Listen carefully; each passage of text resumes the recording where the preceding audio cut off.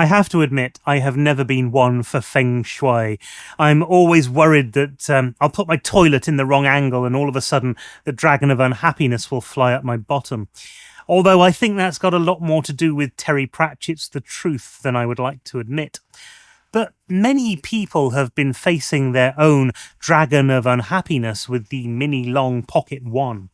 Now, I reviewed this a couple of months ago, and for those of you who don't get the reference, long is a dragon in Chinese. So this thing is a mini dragon.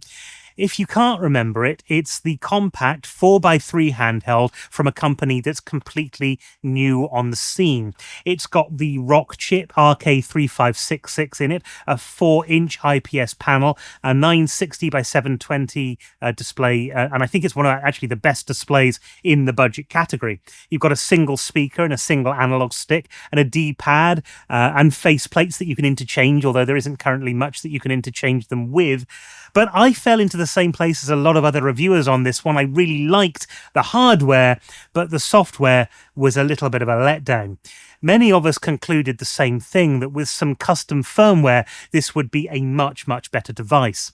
Well, enter RockNix. Not actually RockNix, but a fork of RockNix called RockNix, which I'm just going to say as RockNix from now on because otherwise my larynx is going to explode.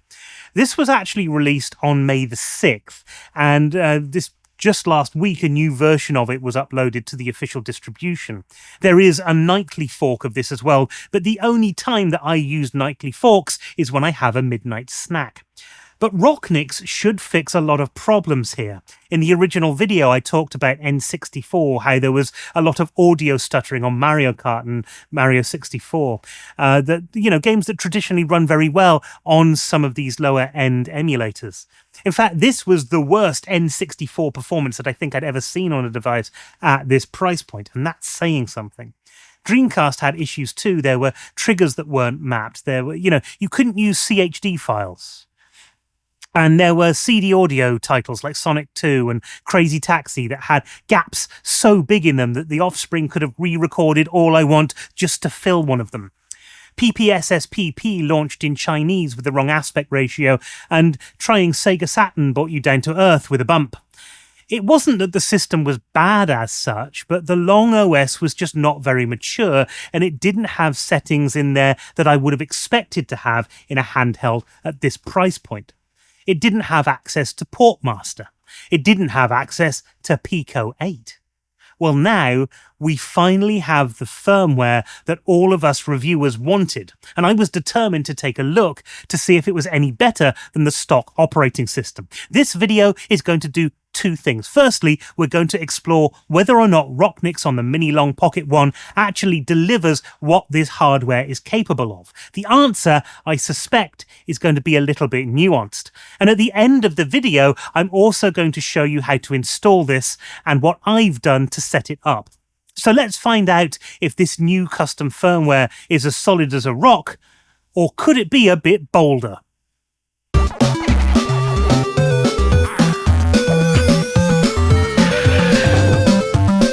Very quickly before we start, the Miniloong Pocket 1 was sent over by Lit NXT for my original review. Once again, no money's changed hands, and once again, all editorial control is mine and mine alone. Which sounds like a nice thing to say for a declaration, but it may lead to legal trouble somewhere down the line.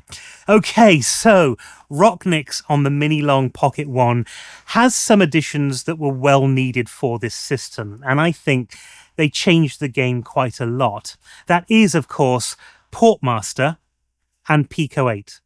And I'm going to get into these systems a little bit later on. And I also found that things like Wi-Fi and retro achievements were working properly out of the box without any problems at all. I used the scraper on here, and all of that was working as you would expect, again, out of the box with a RockNix system. You've got other benefits of RockNix as well. You can now switch your core if you want to. You can set up a default core for every single system if you want, and that means that there are massive changes in some of the performance, and particularly the N64. Now, N64 still isn't going to be able to run some of the more demanding games. F-Zero X, for example, is still going to have some stutter. GoldenEye still relies on 2 joysticks, and Conker's Bad Fur Day is still going to give you a squirrely performance. By that, what I mean is that Conker is just not going to run. It moves at roughly 1 frame per acorn. But that's what we should be expecting with this hardware, because that's what other devices with this chipset can do. Crucially, Super Mario 64, Mario Kart, games that were stuttering before, can now play really well. Banjo-Kazooie is another example of this, and so is Wave Racer. It's not perfect across the board, but it's performing an awful lot better. It's performing how I would have expected.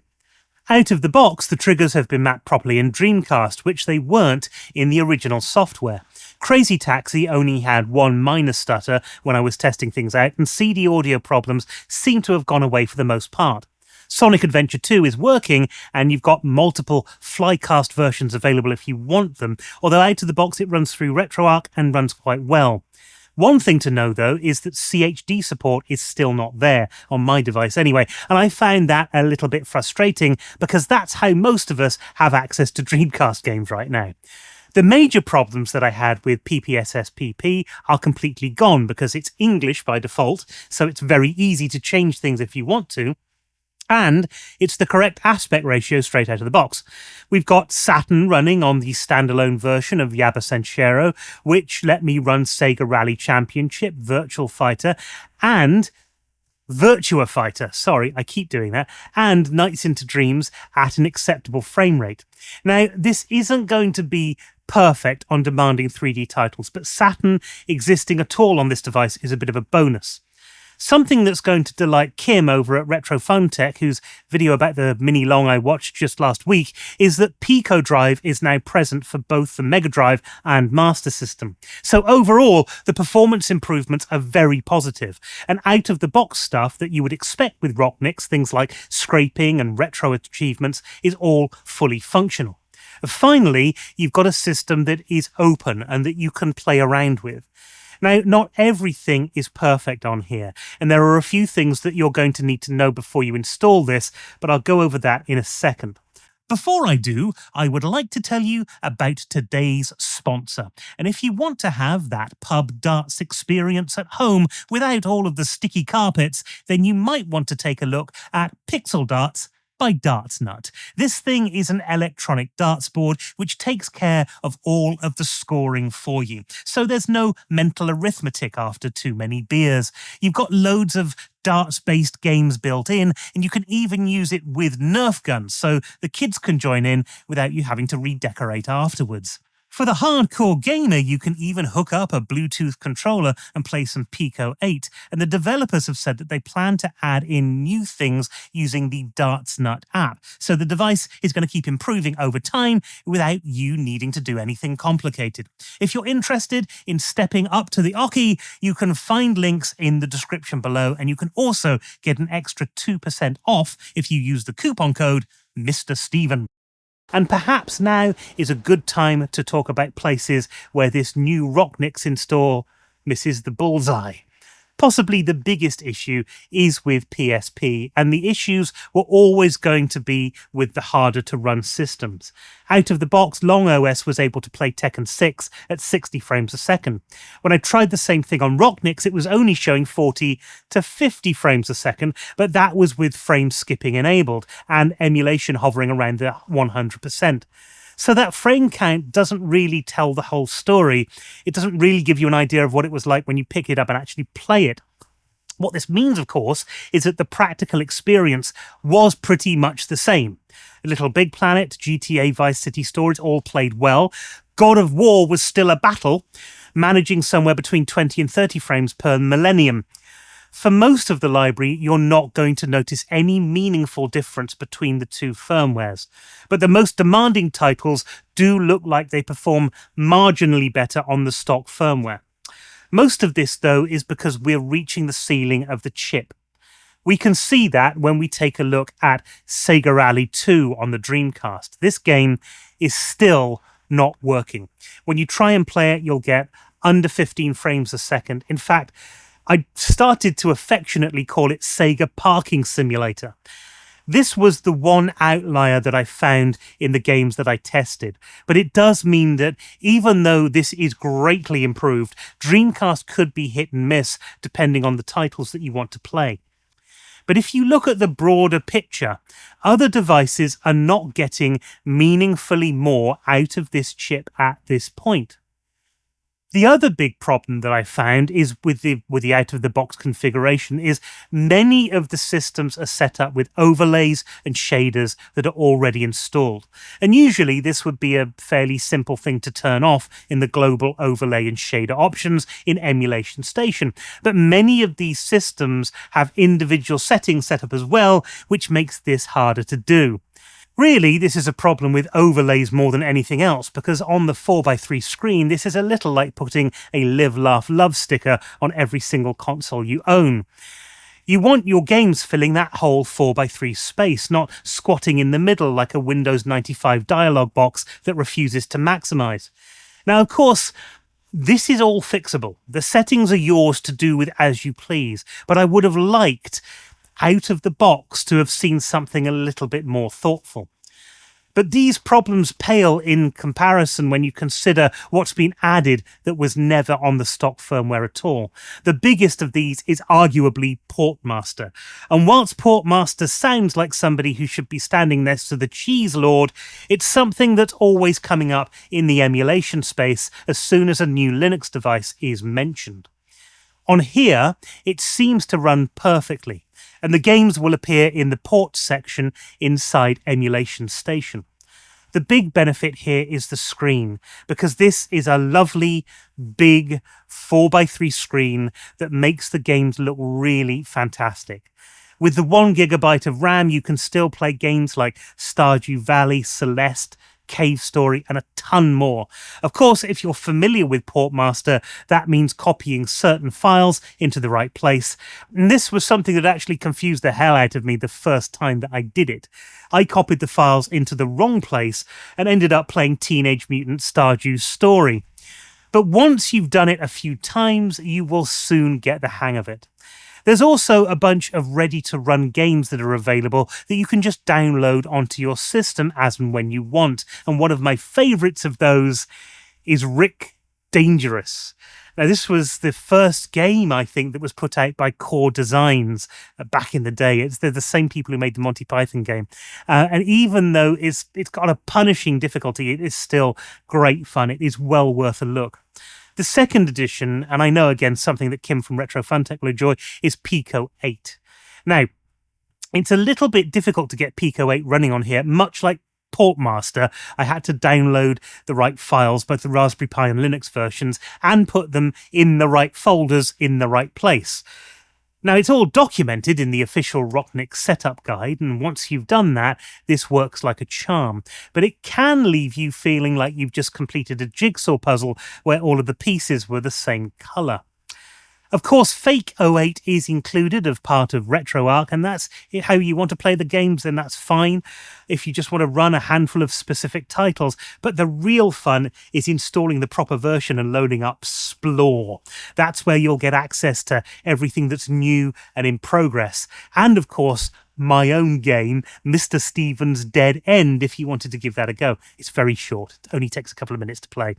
Once this is running, Splaw works incredibly well. The buttons and D-pad are really lovely. They're a really great way to play these games, and the screen heightens the experience, even though there's a bit of pillar boxing going on. So where does this leave us? Well, when I started looking at this, I wanted to know if RockNix would really change the experience of owning a Miniloong Pocket 1. And I'm pleased to say that it does. Flashing an SD card and spending an afternoon setting things up is not a particularly demanding task, and you can follow the guide at the end of this video to be able to do it yourself. And as long as you understand that CHD files still don't work and that a couple of Dreamcast, PSP and N64 games might not play as well as you would like or at all for some of the demanding titles, then you can get an awful lot by installing this firmware.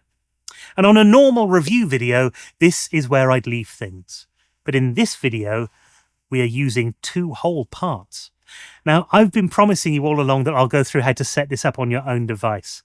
And what you're going to get at the end of this is RockNix running on a Miniloong Pocket 1 with some settings changes that I have personally done that I think make a big difference. We're going to stick inside Emulation Station to get you up and running quickly, but if you're a little bit more adventurous, you can actually go into Tools and into the two RetroArch versions and make changes in there to your heart's content, or you can make per game setting changes inside RetroArch as well. You're going to need a few things ready before we start.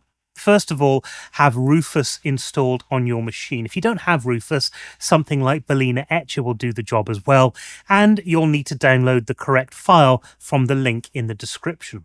So head to that GitHub page, click on Releases on the right-hand side, and halfway down the page there's a table where you'll notice one of the releases says Miniloong Pocket 1, and it's the one that ends in specific.img.gz. Click on that to download it and save it anywhere that you want. Next, we're going to flash this onto your system. And like I said, you can use something like Balena Etcher if you want, but I like to use Rufus. And if you're new to this, then Rufus is a great way of starting out. Again, if you don't have it, there's a link below. Insert your SD card into your computer, open up Rufus, and on the top, check that the device drop-down shows your SD card. If it shows the wrong device, click on that drop-down and select the correct one. Then click on the Select button and navigate to the file that you've just downloaded before clicking on Open. Leave all of the other settings exactly as they are and click Start. A warning box is going to pop up saying that all data on the card will be destroyed. Click OK and wait for Rufus to complete. It does take a few minutes, and then when it says Ready in the middle of the green bar, click on Close. Now, before we do anything else, we're going to have to go into that SD card. So open up File Explorer, and on the left side, you should see your SD card. And all in capitals, you will have the name of this particular distribution, which I'm not going to try and say for fear of larynx instability. Click on that and then you'll find that there is a list of files. Open the one that says DTB Select Win64.exe by double-clicking on it. And of course, that does mean you can't actually do this process on a Mac, unfortunately. When the window pops up, you'll want to press 7 on your keyboard, which is the number next to Miniloong, and then press Return. The window will flash up some code and then close. Eject the SD card from your computer, put it in the internal SD slot in the bottom of the Miniloong. That's the slot labeled TF1 INT. It's on the left side of the USB port if you're looking at the device head-on. Then hold the power button on with the device. Now this takes a little bit of time, a bit longer than normal boots, so keep holding that button down. Eventually you'll see the firmware's logo pop up, at which point you can take your finger off the button and wait for it to install all of its dependencies. At the end of this process, it's going to ask you what language you want. Press B for English and then wait as Emulation Station will load for the first time. Again, it may take a couple of minutes. If when you first try and turn the machine on, nothing happens after quite a while, take the card out, put it back in the computer, reflash the card and try again. I had to do this the first time that I tried this, but I haven't had to do this on any subsequent times. And I've done this 3 or 4 times now in order just to make this video. Once you see Emulation Station, then you press the Select button and then use the D-pad to navigate to Shut Down System and press A twice. Once it's shut down, take the card out, put it back in your computer, and now we need to add all of the ROMs and all of the BIOS files. And this time, when you open up Windows Explorer, you're going to look for a drive called Games. If you can't see the game's drive directory at all, it's possible that Windows hasn't assigned the drive letter properly. In that instance, all you've got to do is right-click on the Windows icon, go to Disk Management, and then wait until that loads in. And then, in the bottom panel, scroll down until you see your SD card. You'll know which one it is because it'll have the name of the operating system in one of the partitions. One of the other partitions will be called Games. Right-click on that, choose Change Drive Letter and Paths, click Add, click Assign the following drive letter, and then click OK. And that should make the Games folder available to you. So you open up Games and then find the BIOS folder and copy all of your BIOS files in there. If you don't know where to get those from, then unfortunately I can't help with that because it's kind of against YouTube's terms of service. But there is information out there if you search for it. Once you've copied all of those in, you'll also want to get all of your ROM files and copy those into the right system folders. They're fairly straightforward when you think about it. The Super Nintendo goes in SNES, Game Boy in GB. They all work in pretty much the same way. The only system that might be different is Dreamcast. And for Dreamcast, you're going to need the GDI format. When you get a GDI format Dreamcast game, it's going to be in a folder along with some other files, and you'll need to copy that entire folder into your Dreamcast directory. Make sure you don't zip them up or anything. They just go in there as a normal folder. If you want to set up Pico-8, then you're also going to need to do this as well, probably at this point. So head over to your account on lexaloffle.com, and then you're going to download the Raspberry Pi and Linux 64-bit distributions. Then you want to head over to the Pico-8 folder, and inside that we're going to create two new folders. The first is called Arch64 with two A's, all lowercase. And the second one is going to be x86_64. Again, all lowercase. Open up your Raspberry Pi zip and then copy Pico-8_64 and Pico-8.dat into that folder.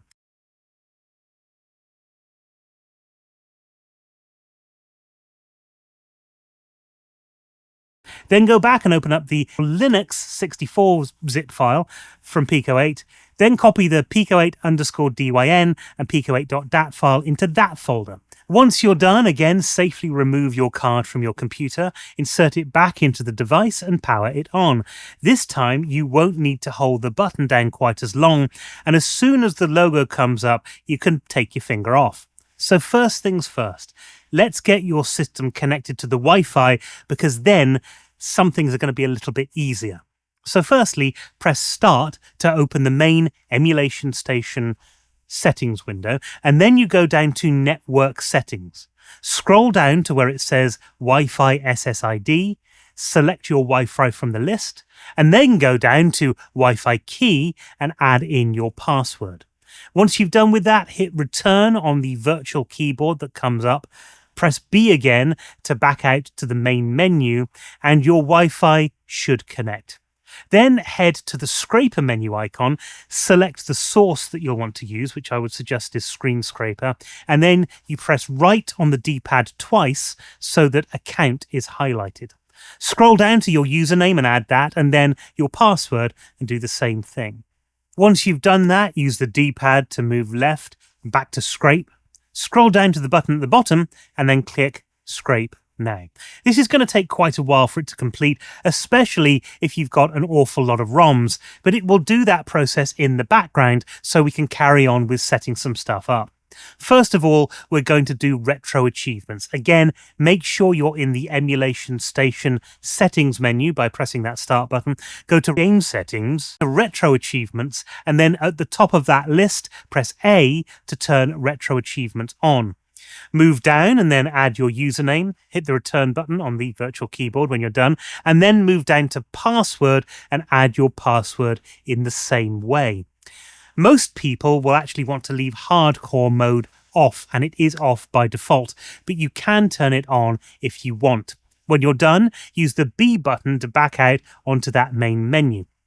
Now we're going to set up some emulators for you, and by default certain systems are set with borders around them that actually don't need borders around them. So we're going to turn this stuff off and make sure that integer scaling is off as well. If you really want to get integer scaling, then it's a little bit more involved because you've got to go into the main RetroArch settings to do things like overscanning. And if you just want to get up and gaming as quickly as possible, you don't really need to bother with it. Once more, in that Emulation Station settings menu, the top option is Game Settings. Press A to enter that menu. Then you want to go down until you find integer scaling and turn that off, and then decoration set and change that to none. Still, under that game settings, head down to the very bottom and there's a menu item that says Per System Advanced Configuration, and we're going to be setting up some individual settings for particular emulators. Under Nintendo Entertainment System, set your aspect ratio to 4:3,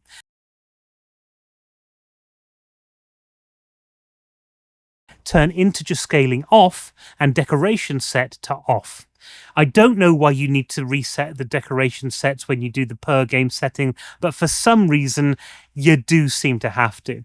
Next, back out of that using B, go down to SNES, and then change those same settings. So aspect ratio to 4:3, integer scaling off, and decoration is set to none.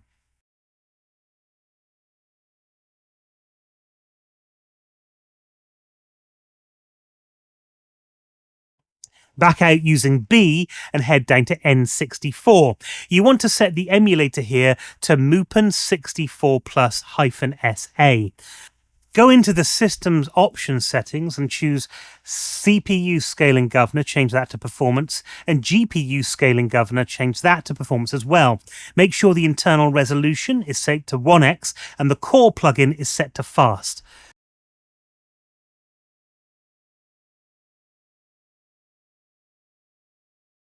Back out from that menu and head to the Game Gear settings. And again, we want to change the aspect ratio to 4:3, integer scaling to off, and the decoration to none.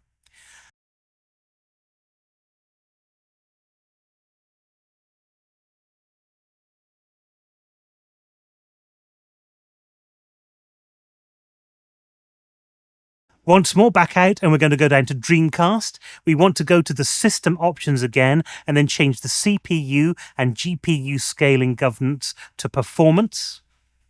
Back out of that, and in PlayStation, you're going to want to set the emulator to PCSX Rearmed. The system options, again, CPU and GPU scaling governors to performance, integer scaling to off, and the decoration set to none.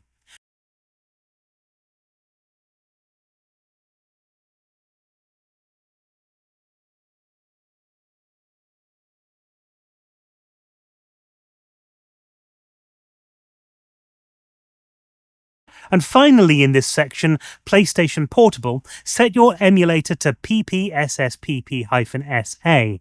Both the CPU and GPU system options to performance again. Turn auto frame skip to on. Change the graphics backend to Vulkan. Set your internal resolution to 1x. Set skip buffer effects to yes. Turn VSync on, and leave the clock speed at auto detect. That's it for that particular section, but there is one more thing we're going to need to do to make playing a little bit easier as we go along. So back out into the main emulation station interface and then find the PlayStation folder where all your PlayStation games are. Load up any PlayStation game, and we're going to set the controls on here so we can use analog sticks as a proper analog stick. Load up your game and then press the menu button and X at the same time to get into the RetroArch settings. Go down to Controls and press A. Go to Port 1 Controls and press A again. Change the device type to DualShock.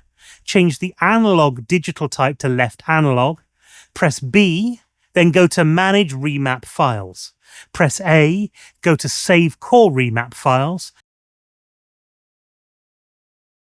Press A again, press B to back up twice, move up to where it says resume, and then press A. And now, anytime where you're in a game, pressing L1, R1, and select at the same time will switch you between digital and analog mode. And the final thing that I'm going to show you how to do is set up PortMaster. But I would suggest waiting until all of your scraping is done until you start doing this section. From the main emulation station screen, scroll left until you get to the Tools section. Open that up with A. Then scroll down to where it says PortMaster. It will ask you if you want to update. Press A for yes and then wait. It'll take a little while to do this, and eventually you'll get a message that says PortMaster has been installed successfully. Press A and then wait as it downloads more assets. Yes, you do need to be connected to the internet to get this working. At the end of this is a disclaimer. This is going to pop up and you've got to wait for a few seconds for the options to appear in the bottom right-hand corner. When they do, press the A button again. And let me just take you through this quickly. We're going to install a game. And you've got two options because some games will require a paid version of the game and you'll need to copy certain files onto your SD card. But we're going to go with the option that says ready to run ports. These are ports that will just work out of the box. You download them, you can play them. So click on ready to run ports, scroll through the list and find any game that you want to install. It doesn't matter which one. And then press A to see the info. You can find out a little bit more information about each game here. Once you're ready, press A again to install, and then just wait for the process to finish. Once it's installed, press B to back out onto the main menu, and you can now scroll down to exit. Then, on the main emulation station screen again, find ports, and your game should be installed in the ports section, ready to play. And that's it. That's the basic setting up of RockNix that you can do on the Miniloong Pocket 1. That's how you can get the same sort of performance that I've got on here and that I've been very pleased with, and those crucial features for any Linux system, Pico-8 and PortMaster. But I would love to know what you think. Does having this mean that you might consider picking up a Miniloong Pocket 1? Have you already got one and you're thinking about installing this yourself? Let me know in the comments below. And of course, if you've got any problems, do reach out. I do what I can to help fix them. I answer every post that I'm able to. That's it for this video. I hope you've enjoyed it. It might be a little bit of a long one. I'm fairly aware of that, but I think it was probably worth it. And until next time, thanks ever so much for coming along and watching. And if you found this useful, then please do consider supporting me on Patreon or buying a channel membership, because both of those things are going to help me make more videos like this for people like you. And until next time, there's only one more thing left to say, which of course is happy gaming.